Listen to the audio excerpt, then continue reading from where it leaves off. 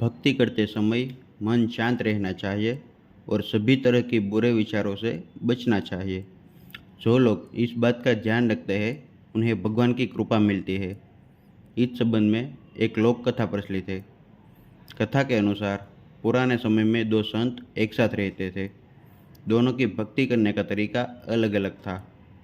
एक संत दिन भर तपस्या और मंत्र जाप करता रहता था, जबकि दूसरा संत रोज सुबह शाम पहले भगवान को भोग लगाता था और फिर खुद भोजन करता था। एक दिन दोनों संतों के बीच में झगड़ा होने लगा कि दोनों में से बड़ा संत कौन है। इस दौरान वहाँ नारद मुनि पहुँच गए। नारद ने दोनों संतों से पूछा कि किस बात के लिए लड़ाई हो रही है। संतों ने बताया कि हम ये तय नहीं कर पा रहे हैं कि दोनों में बड़ा संत कौन है। नारद ने कहा कि ये तो छोटी सी बात है, इसका फैसला मैं कल कर दूंगा। अगले दिन नारद मुनि ने मंदिर में दोनों संतों की जगह के पास हीरे की एक अंगूठी रख दी। पहले तप करने वाला संत वहां पहुंचा।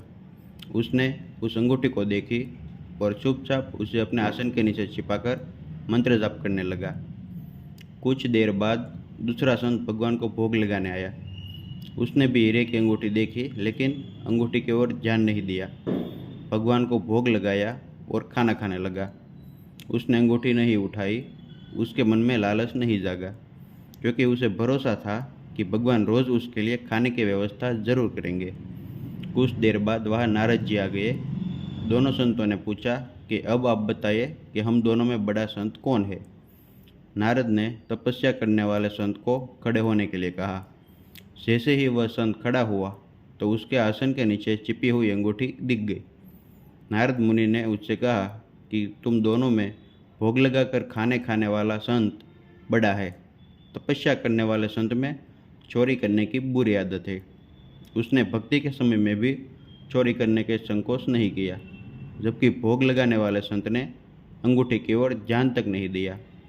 इस कारण वही संत ही बड़ा है। तो इस प्रसंग की सीख यह है कि भक्ति सभी तभी सफल होती है जब भक्त के मन में बुरे विचार न हो, भक्त बुरे काम न करता हो। जिस भक्त के विचार पवित्र है और जो बुरे कामों से दूर रहते हैं, सिर्फ उसे ही भगवान की कृपा मिलती है।